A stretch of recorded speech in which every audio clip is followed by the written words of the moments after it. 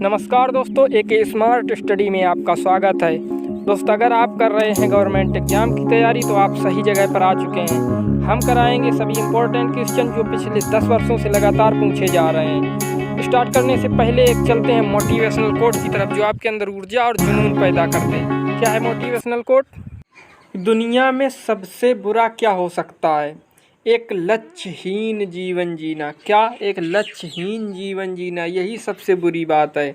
तो दोस्तों, आप अगर एक लक्ष्यहीन जीवन जीते हैं तो ये तो बुरी बात है। ज़िंदगी में कोई ना कोई टारगेट ज़रूर रखिए। टारगेट अचीव तभी होगा जब आप कोई ना कोई सपना देखोगे।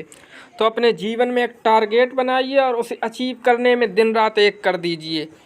आज के क्वेश्चन प्रारंभिक पात्रता परीक्षा पीटी के प्रैक्टिस सेट से हैं, यानी बहुत ही महत्वपूर्ण प्रैक्टिस सेट है, सबसे बेस्ट प्रैक्टिस सेट है।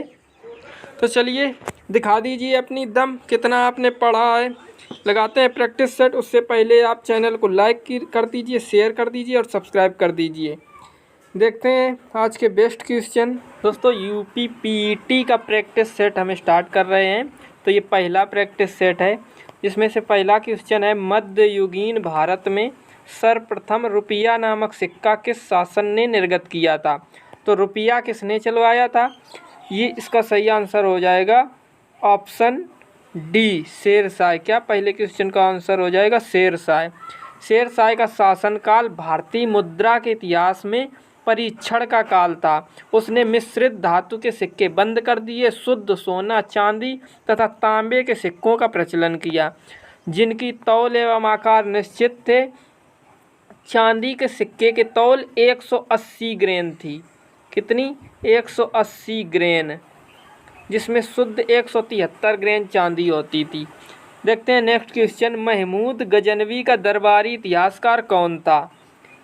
तो इसका सही आंसर हो जाएगा ऑप्शन बी, यानी उत्बी। जो महमूद गजनवी था उसके दरबार में कई इतिहासकार थे। फिरदौसी, अलबरूनी, उत्बी आदि ये विद्वान थे। तो उत्बी महमूद गजनवी का दरबारी इतिहासकार था। देखते हैं नेक्स्ट क्वेश्चन। प्राचीन पत्तनपुहार किसके तट पर स्थित था? तो इसका सही आंसर हो जाएगा क्या? Option B, Kaveri. किसके तट पर? कावेरी। ये पत्तनपुहार बंदरगाह है, कावेरी के मुहाने पर अवस्थित है। प्रारंभ में चोल शासक करिकाल ने कावेरी तट पर पुहार के बंदरगाह को दुर्ग बनवाकर सुरक्षित किया था। देखते हैं नेक्स्ट क्वेश्चन। महावीर स्वामी को किस नदी के तट पर ज्ञानोदय प्राप्त हुआ? तो इसका सही आंसर हो जाएगा क्या? Option D, Rijupalika. महावीर स्वामी का जन्म हुआ था कहाँ पर? वैशाली में, वैशाली के कुंडग्राम में। ये ज्ञात्रक कुल के थे। वज्र संघ के प्रधान सिद्धार्थ के घर में 540 ईसा पूर्व इनका जन्म हुआ था। इनकी माता का नाम त्रिशला था। बहुत ही इम्पोर्टेंट है, जन्म भी इम्पोर्टेंट है और जन्म स्थान भी इम्पोर्टेंट है। त्रिशला जो लिच्छवीगढ़ राज्य की राजकुमारी थी, चेतक की बहन थी। किसकी? चेतक की बहन थी। इनकी पत्नी का नाम यशोदा था। 30 वर्ष की आयु में ये गृह से निकल गए थे और 12 वर्ष तक इन्होंने कठोर तपस्या की। कितने वर्ष तक? 12 वर्ष तक। महावीर को जंभिक ग्राम के निकट ऋजुपालिका नदी के तट पर ज्ञान की प्राप्ति हुई थी। वृक्ष के नीचे कैवल्य, कैवल्य इनके सर्वोच्च ज्ञान की प्राप्ति को कहा जाता है। क्या? कैवल्य। इनकी मृत्यु 72 वर्ष की आयु में 468, कब? 468 ईसा पूर्व में हुई थी। तो मृत्यु भी आप याद कर सकते हैं। महावीर से के इतिहास से इतने ही क्वेश्चन बनते हैं। देखते हैं नेक्स्ट क्वेश्चन। राख का टीला निम्नलिखित किस नव पाषाणिक स्थल से संबंधित है? तो ये राख का टीला मिला है, ये कहाँ? ये संगनकल्लू से संबंधित है। किससे? Option B, Sanganakallu. किससे? Option B, संगनकल्लू। कर्नाटक में मैसूर के पास वेल्लारी जनपद में स्थित संगनकल्लू नामक नवपाषाण कालीन पुरा स्थल से राख का टीला मिला है। विद्वानों का अनुमान है कि यहाँ जानवरों का गोबर इकट्ठा करके आग लगा दी गई थी, जिससे ये टीला बना। बुध हाल में एक पुरातात्विक स्थल है, यहाँ भी राख के ढेर पाए गए हैं। ब्रह्मगिरी और कोल्डी हवा में क्रमशः मानव कब्र और धान की खेती के प्रमाण मिलते हैं। तो ये सिंधु सभ्यता से संबंधित क्वेश्चन है। नेक्स्ट क्वेश्चन देखिए, किस अधिनियम के अंतर्गत प्रथम बार भारत में चुनाव के तत्व का प्रारंभ हुआ? तो चुनाव के तत्व का प्रारंभ किस अधिनियम के तहत हुआ? इसका सही आंसर हो जाएगा ऑप्शन बी, यानी भारतीय परिषद अधिनियम 1992। कब? भारतीय परिषद अधिनियम 1992। 1885 में भारतीय राष्ट्रीय कांग्रेस की स्थापना हुई थी संवैधानिक सुधारों की मांग के लिए। ब्रिटिश संसद ने 1892 में भारतीय परिषद अधिनियम पारित किया। इसके बाद उसमें कम से कम 10 और अधिकतम 16 सदस्य रखे जाते थे। इसमें 2/5 गैर स्थायी सदस्य होते थे। कैसे? 2/5 जो थे वो गैर स्थायी सदस्य होते थे। तो इन्हें गैर सरकारी सदस्यों के लिए अप्रत्यक्ष निर्वाचन की व्यवस्था की गई। तो वहीं से चुनाव प्रारंभ होता है। देखते हैं नेक्स्ट क्वेश्चन, गांधी जी के नमक सत्याग्रह का एकमात्र उद्देश्य क्या था? तो गांधी जी ने जो नमक सत्याग्रह प्रारंभ किया था उसका क्या मुख्य उद्देश्य था? इसका सही ऑप्शन हो जाएगा नमक कानून को निरस्त करना। जो अंग्रेजों द्वारा नमक कानून बनाया गया था उसे निरस्त करने का मुख्य उद्देश्य था। सत्याग्रह एकमात्र ब्रिटिश सरकार द्वारा नमक पर लगाए गए कर को समाप्त करना था। गांधी जी 78 अनुयायियों के साथ, कितने? 78 अनुयायी प्लस एक स्वयं गांधी जी, यानी 79 लोग साबरमती आश्रम से 12 मार्च, कब? 12 मार्च को नमक कानून तोड़ने के लिए चल दिए थे और इसके बाद नमक कानून तोड़कर सविनय अवज्ञा आंदोलन शुरू किया था। तो नमक कानून के बाद क्या शुरू किया था? सविनय अवज्ञा आंदोलन। चलते हैं नेक्स्ट क्वेश्चन पर कि इंडियन होम रूल सोसाइटी स्थापित हुई थी किस सन में हुई थी इंडियन होम रूल सोसाइटी स्थापित? तो इसका सही आंसर हो जाएगा ऑप्शन डी। क्या? ऑप्शन डी 1905 ईस्वी में। फरवरी 1905 में लंदन में श्यामजी कृष्ण वर्मा ने इंडियन होम रूल सोसाइटी की स्थापना की थी। क्या? इंडियन होम रूल सोसाइटी की स्थापना श्यामजी कृष्ण वर्मा ने की थी। चलते हैं नेक्स्ट क्वेश्चन की तरफ। क्वेश्चन है किस कांग्रेस अधिवेशन में 1905 ईस्वी में बंगाल में स्वदेशी तथा बहिष्कार आंदोलन चलाने का समर्थन किया? इसका सही आंसर हो जाएगा ऑप्शन डी। क्या? ऑप्शन डी, बनारस में। सरकार ने 19 जुलाई 1905 को विभाजन की रूपरेखा जनता के सामने रखी और 20 जुलाई को विभाजन की घोषणा हुई। तो ये कांग्रेस अधिवेशन का बनारस में हुआ था। देखते हैं नेक्स्ट क्वेश्चन, निम्नलिखित में से किसने लक्ष्मीबाई के पति की मृत्यु के उपरांत उसके दत्तक पुत्र को उत्तराधिकार से वंचित किया तथा बाद में राज्य को कब्जे में ले लिया? तो इसके ऑप्शन देखिए, Lord Canning, Lord William Bentinck, Lord Dalhousie, Lord Wellesley. तो इसका सही आंसर हो जाएगा क्या? लॉर्ड डलहौजी की हड़प नीति आई थी। आप जानते होंगे कि लॉर्ड डलहौजी ने 1848 से 1856 के कार्यकाल में भारतीय राज्यों को ब्रिटिश साम्राज्य में मिलाने की हड़प नीति निकाली थी, जिसे कहते हैं डॉक्ट्रिन ऑफ लैप्स। इस नीति में भारतीय राजाओं को जिनके पुत्र नहीं होते थे उनको गोद लेने का कोई अधिकार नहीं था और उनके राज्य को अंततः विलय कर लिया जाता था।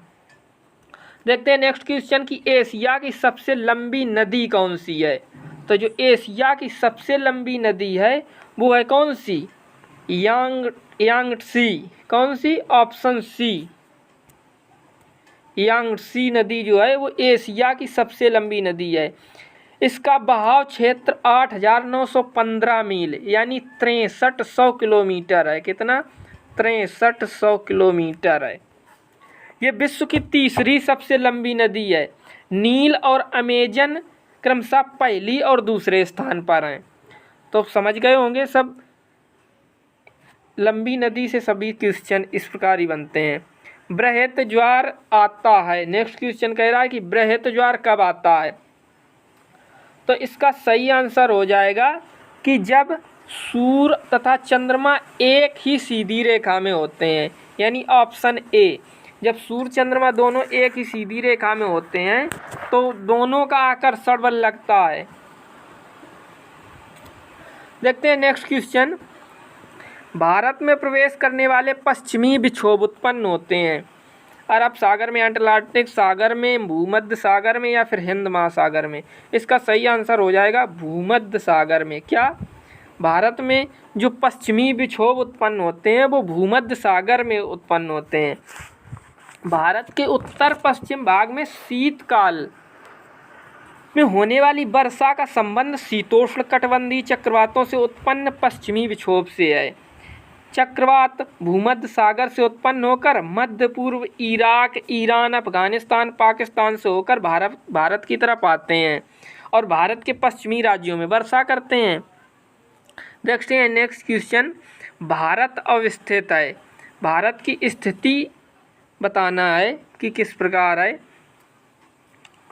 तो इसका सही आंसर हो जाएगा क्या, ऑप्शन सी। अक्षांश जो है 8 डिग्री 4 मिनट उत्तरी से 37 डिग्री 6 मिनट उत्तरी में है और जो देशांतर विस्तार है वो 68 डिग्री 7 मिनट पूर्व से 97 डिग्री 25 मिनट पूर्व के मध्य है। तो ये भारत की अवस्थिति है। आप इसे एक नंबर की तरह याद कर सकते हैं कि 84, 37, 66, 87, 97, 25। पहले उत्तरी अक्षांश देखना, इसके बाद ये देशांतर देखना। देखते हैं नेक्स्ट क्वेश्चन। जनगणना 2011 के अनुसार 14 वर्ष से कम आयु वालों की संख्या सकल आबादी का कितने प्रतिशत है। तो जो 2011 की जनगणना हुई थी उसमें 14 वर्ष से कम आयु वाले बच्चों की संख्या थी कितनी, 31%। ऑप्शन सी सही है। कितनी, 31%। देखते हैं नेक्स्ट क्वेश्चन पर। साख पत्र LYC दिया जाता है एक निर्यातकर्ता द्वारा, एक आयातकर्ता द्वारा, सीमा शुल्क अधिकारियों द्वारा या जहाजी कंपनी द्वारा। इसका सही आंसर हो जाएगा ऑप्शन बी। जो साख पत्र होता है ये एक आयातकर्ता द्वारा दिया जाता है। साख पत्र को कहते हैं क्रेडिट कार्ड। क्या, क्रेडिट कार्ड भी कहा जाता है। चलते हैं नेक्स्ट क्वेश्चन पर कि उत्तर प्रदेश औद्योगिक विकास निगम स्थापित है कहाँ पर। तो इसका सही आंसर हो जाएगा ऑप्शन ए, कानपुर में। जो औद्योगिक विकास निगम है वो कानपुर में स्थापित है। उत्तर प्रदेश सरकार की अंतर्गत औद्योगिक एवं अवसंरचना विकास की प्रगति के लिए कार्यरत एवं सार्वजनिक क्षेत्र का उपक्रम, इसका मुख्यालय कानपुर में है। नेक्स्ट क्वेश्चन है कि राष्ट्रीय नियोजन में रोलिंग प्लान की अवधारणा लागू की गई थी। क्या, रोलिंग प्लान किसने लागू की थी। तो इसका सही आंसर हो जाएगा ऑप्शन सी, जनता सरकार के द्वारा। किसके द्वारा, जनता सरकार के द्वारा। गुन्नार मिर्डल द्वारा प्रस्तुत रोलिंग प्लान अथवा चल योजना को भारत में प्रथम बार जनता सरकार द्वारा 1978 ईस्वी में लागू की गई थी। चलते हैं नेक्स्ट क्वेश्चन की तरफ।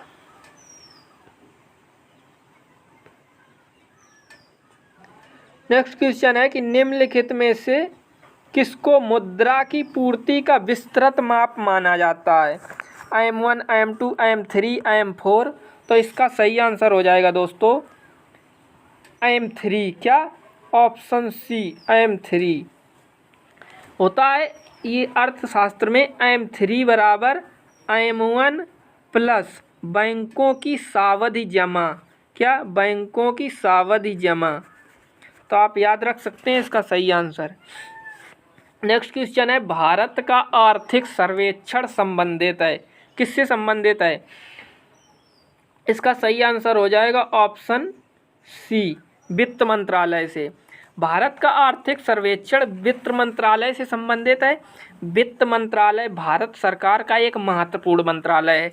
यह कराधान, वित्तीय कानून, वित्तीय संस्थानों, पूंजी बाजार, केंद्र तथा राज्य का वित्त और केंद्रीय बजट से जुड़े मामले देखता है। वित्त मंत्रालय की स्थापना कब हुई थी? वित्त मंत्रालय की स्थापना 29 अक्टूबर 1946 को हुई थी। ठीक दोस्तों, ये कंप्लीट होते हैं आज के 20 क्वेश्चन।